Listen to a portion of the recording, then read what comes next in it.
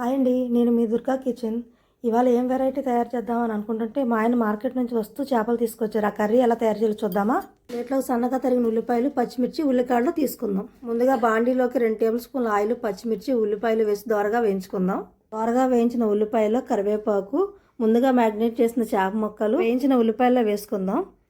తగినంత మసాలా, సరిపడా ఉప్పు, కొంచెం పసుపు, 4 స్పూన్ల కారం, తగినంత నీరు పోసి ఈ వీడియోలో చూపిన విధంగా ఒకసారి కలుపుకుందాం.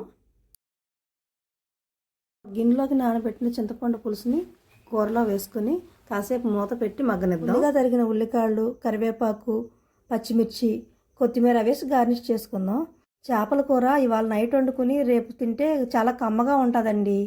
ఇంకెందుకండి, వేడివేడి చేపల పులుసు రెడీ అయిపోయింది. నాకైతే బాగా నచ్చిందండి. మీరు కూడా ట్రై చేసి కామెంట్ చేయండి. చివరిగా లైక్, షేర్ అండ్ సబ్స్క్రైబ్ చేసుకోండి.